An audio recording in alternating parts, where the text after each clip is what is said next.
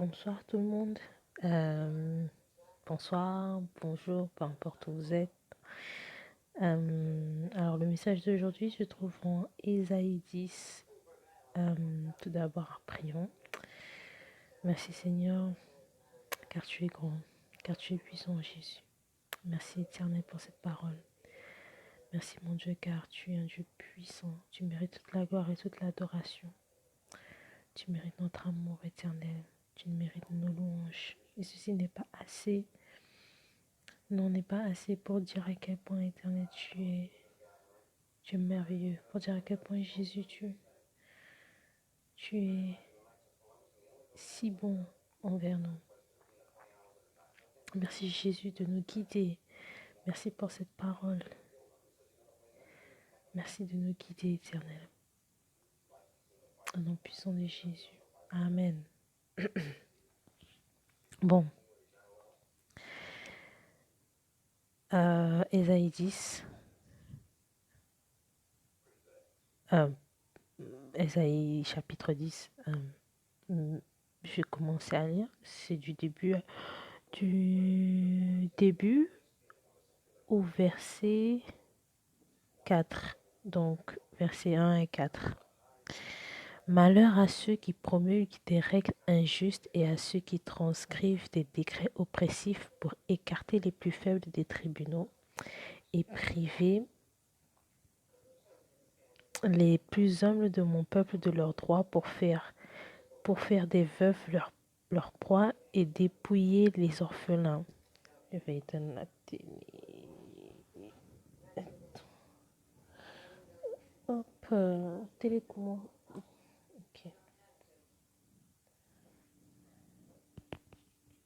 Excusez-moi.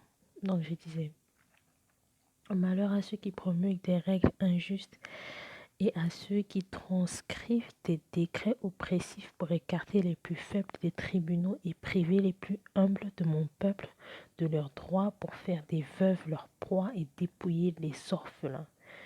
Que ferez-vous le jour où il interviendra lorsque la dévastation arrivera de loin?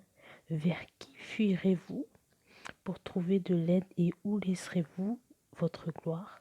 Les uns seront courbés parmi les prisonniers, les autres tomberont parmi les condamnés à mort. Mais malgré tout cela, sa colère ne se détourne pas et sa puissance est encore déployée. Ici, on parle bien de règles gouvernementales, de lois, de décrets. C'est simple. L'Éternel est en train de dire qu'il y a certaines nations, certains pays qui promulguent des lois qui sont injustes pour les plus faibles, injustes pour les personnes en difficulté.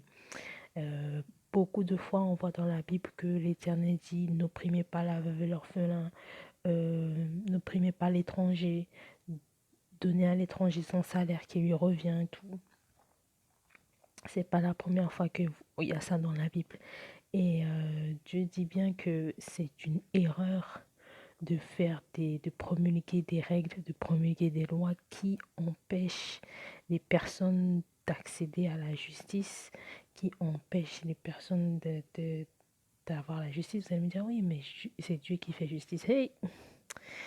Mais il faut savoir que parfois le faible aussi a besoin de justice et il y a des choses qui doivent se régler ici sur terre et empêcher cela, c'est d'abord tout d'abord c'est Dieu qui a fait l'homme, donc empêcher le pauvre ou le faible d'accéder à certaines choses, c'est un peu comme une insulte à son créateur. Euh, c'est simple. Donc Dieu dit que malheur à ceux qui promulguent des règles injustes. Et Dieu parle bien de dévastation. Donc verset 3, que ferez-vous le jour où il interviendra lorsque la dévastation arrive de loin? Il faut savoir que quand on fait des choses qui ne plaisent pas à l'Éternel, parfois, il faut et je comprends, il y a Jésus et on a le droit on peut demander pardon. C'est vrai, et Dieu nous pardonne. Mais faut pas oublier que nos actions ont des conséquences. Nos actions ont des conséquences. et que si on n'arrête pas, on, on, on s'expose à la dévastation, à la famine, euh, à la souffrance, parce que on continue dans ce que l'Éternel ne veut pas pour nous. On continue dans le péché, on continue dans ce qui n'est pas la volonté de Dieu pour nous, vous voyez. Donc c'est pour ça qu'il faut faire très attention. Certains pays, je suis désolée, mais je ne sais pas si certaines personnes du gouvernement, peut-être français ou je ne sais pas, vont écouter cette parole, mais il faut changer des choses. Il faut changer des choses. Si vous empêchez certains d'avoir accès aux, aux tribunaux, vraiment Dieu n'est pas d'accord avec ça. C'est écrit, hein, c'est pas écrit en chinois, c'est pas écrit en mandarin, c'est pas écrit dans une langue que vous ne pouvez pas comprendre. Vous pouvez utiliser, c'est Isaïe 10, d'accord? Pour ceux qui parlent anglais, Isaiah 10, ok? Soyons clairs. Verset 4, les uns seront courbés parmi les prisonniers, les autres tomberont parmi les condamnés à mort. Vous vous exposez à des choses vraiment dures, dures parce que certains pays s'exposent à des choses vraiment dures que l'Éternel peut envoyer sur eux parce que il décide de, de faire du mal, entre guillemets, au peuple. Et ça, c'est quelque chose d'inacceptable pour Dieu, pas apparemment parce que c'est écrit. Mais malgré tout cela, sa colère ne se détourne pas et sa puissance s'est encore déployée. La colère de Dieu ne se détourne pas de vous, c'est qu'il y a une raison. Moi, je conseille vivement aux chefs de gouvernement, peu importe le pays, de commencer à lire la Bible. Vous en avez besoin. Je dis pas ça parce que voilà, mais je dis ça parce que il y a certains pays, c'est écrit, vous avez vraiment besoin de remettre des choses en place pour éviter que les gens soient délaissés, lésés, surtout au niveau de la justice. Voilà. En tout cas, c'était le message. Merci d'avoir écouté.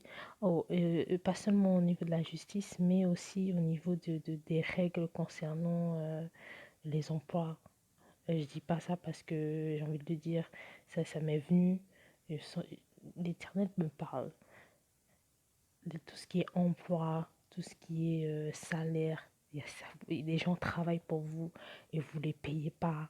On va dire que la loi leur permet de faire ça. Non. Il y a des choses qu'il faut changer dans certains pays.